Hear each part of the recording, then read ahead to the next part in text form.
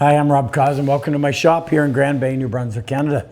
If you're like me and you can't stand the fact that you can't find that stupid measuring tape you set down or that notepad, stay with me and I'm going to share with you my most recent top 10 best shop upgrades. It'll help you, promise.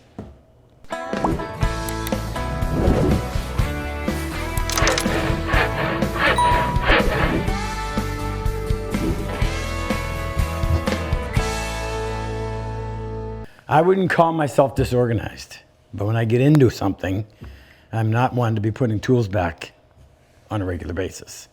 In fact, in preparation for this video, you'll notice how I cleaned everything up. But really what I did is I put half of the stuff over there in the drill press, and the other half I stuck over there on top of the garbage can. But I did manage to clean the table saw off. So if you stop and think about how many hours it totals in a week that you spend looking for the measuring tape you set down, the notepad, the pen, whatever it was, it drove me crazy. I didn't want to add it up because I knew how much time it would be. Had to do something, and this is what I did. Was at least start with the most common items that I lose and find a place specifically for them, sometimes sacrificing the capacity of a drawer, which I had to get over this, the capacity of the drawer for just putting less items in it, but putting them in such a way that you could find them as soon as you open the drawer, you knew whether or not it was there, and if it was there, you could grab it, and if it wasn't, well, at least you knew what you were looking for. So number one, not necessarily the best, but the first one I'm going to show you, I used to keep it down here. Well, every time I'd take it out and put it back in, I have to make sure I didn't bang this up because I didn't want to destroy it. So instead, I made a shelf for it directly underneath my bench. So if you look down underneath here, and I didn't spare any expense on it in terms of how I did it. I made it out of nice sapele and bird's eye maple. And if you're wondering how I find it, well, I just stick one corner in, bring it over to the side, push it in place. There's enough of it sticking out that I can get a hold of it easily.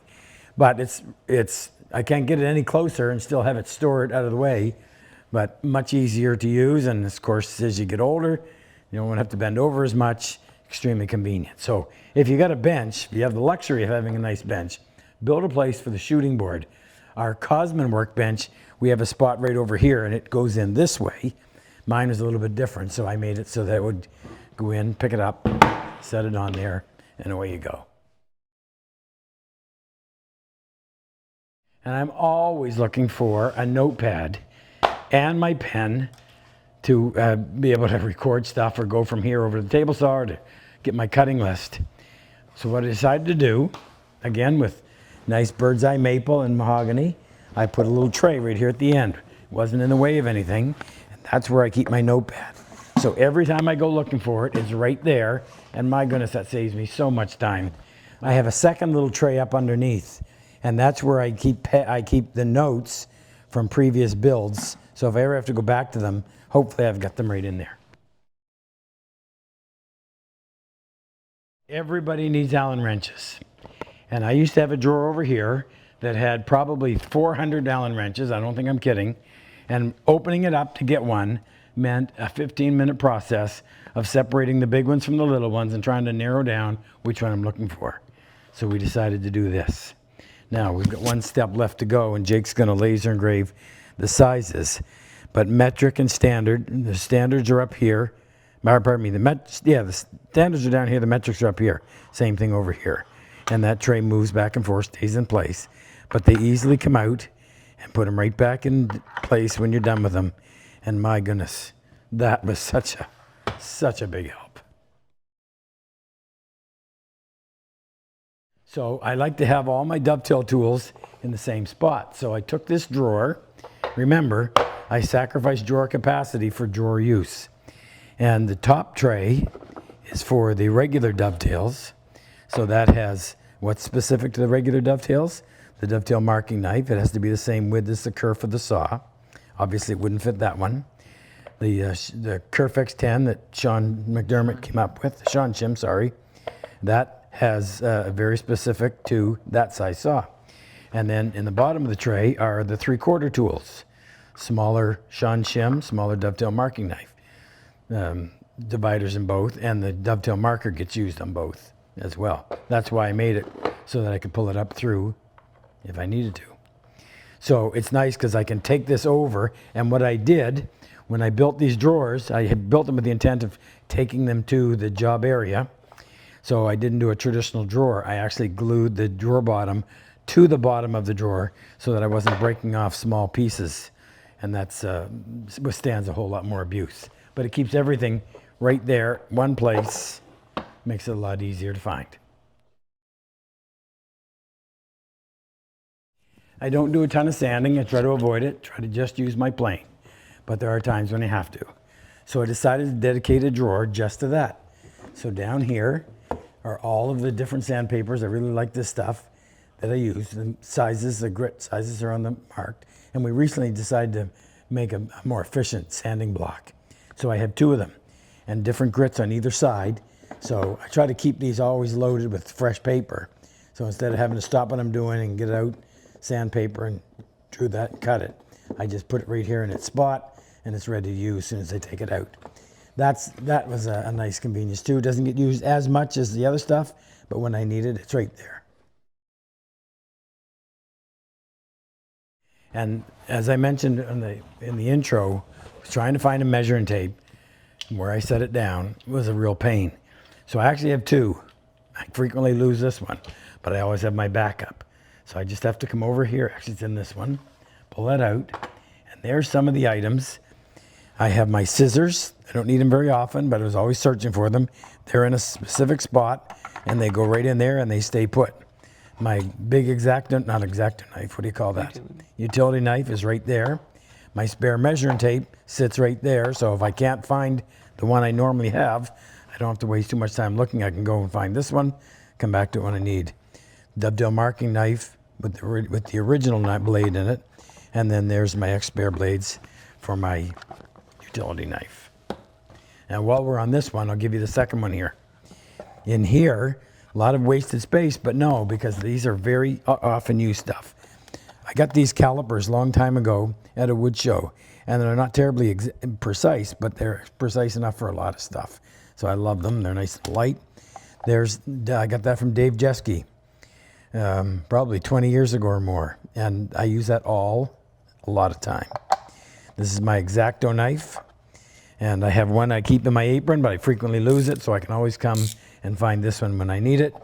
My little bottle of glue, which makes it so convenient. Instead of dragging around a half-pint one, I have a little one like that. I always know where it is. And one of the vets that came to one of our class, Aaron, yes, I won't use his last name. He flew a helicopter for the Army. And this is called an aviator. Air Force, sorry. I apologize, Aaron. This is called the aviator.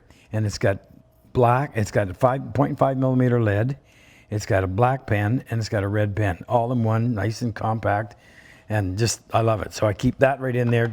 I always have one in my apron, but when I lose that one, I know I can go and find this one. And these are my feeler gauges. Don't use them a ton, but we do use them a fair bit. If you want to be really precise, that's what you need. So in this drawer, I keep all of my drills. I've got Forstners back here from 1/4 up to 3/4. 1 inch? No. Oh yeah, that's wrong.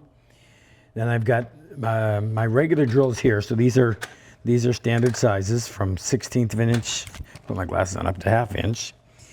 And then I have my letter drills here. And if you haven't invested in these or you don't know what they are, these are those little in-between sizes. So what are these called, Jake? These are the numbered drills. These are the letter drills. So they give you a far greater range than what you're going to get in a normal drill set. But I keep all of them in here when I can get them out. Behave. And look, there's one missing. I got to go find that. But these really come in handy. And it gives you the decimal size right down here. So when you're trying to get that perfect fit, it's great having these. They're not that expensive, but they really come in useful. And then these are all of my countersinks. And I use a lot of them, but I keep them in this little container. And we always have them there. So I always know where they are when I go looking for them. Should say I don't have to go looking for them because I know where they are. There's where I keep my most common, and I really like these Bosch. I'm not doing a commercial for them, but rarely do I need more than 12 volts.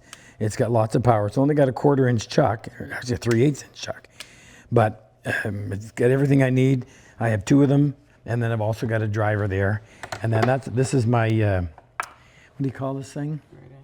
My right angle. So if you got to get into a tough spot, that'll get you in as narrow a spot, narrow opening as you're going to find. Can't do that with a, how come I can't get that at release? Pushing on the collar. Yeah, right. Can't get that close with a right angle drill. That's why we have that. And then the most common size bits are right here, all at my fingertips. Now this drawer probably has more use than anything else. And who'd have thought? So there's all different types of tape that I use. This is the yellow masking tape that we use when we're laying out our dovetails. So this is stickier and thicker than most. There's the stuff that's used, we might call painter's tape. Not nearly as sticky, but a lot of times when we're laying out dovetails on dark wood, we'll put the tape right on there and draw on the tape, which makes it so much easier to see. And then I've got stick tape for improving grip on tools. I've got electrical tape, duct tape, clear tape, double-sided, more double-sided. But this stuff is invaluable in the shop. So over here behind these doors, and I had to have ones that would lay all the way back. This is where I keep all the precision stuff. So these are my Starrett calipers. These are my, what do we call these? Precision blocks, gauge blocks. Who gave these to me? Out in Oregon. Sean, right. Yeah, these come in really handy, extremely precise. And if they have their spot, then I ask you to remember to use them.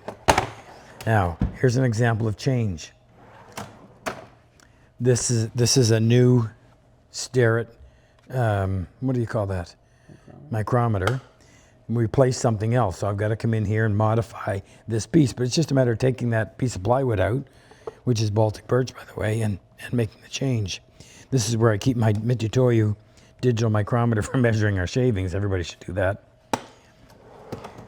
And as you go down through, now I'm going to put faces on here, but everything has a spot. I have yet to find out where that's gone, but I guess the system isn't perfect.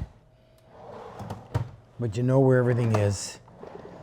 And that one's missing as well. All right, now finally, this is work in progress. So I still have some drawers that are just full of junk. And I've got to find a theme so that it makes sense to open that drawer and all the items will be related. This is the next one we're going to do. Not only do I keep my money in there, but this is all going to be files and honing apparatus. Up here I keep all of my doweling material. So these are the center finders for the different sizes. And if you start doing that, you'll find you need more than 4. Sometimes common size you need a whole lot. I keep all of my stuff, all of my items for doing wood hinge boxes. These are all of the jigs for drilling. This is the new ones. These are the originals. There's my bits specific to the sizes. There's the rod stock that we use.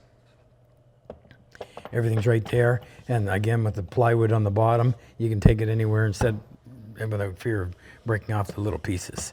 There's still a few more over here that need work, and I'll get to them as I continue. But you take time to organize your shop, something like this.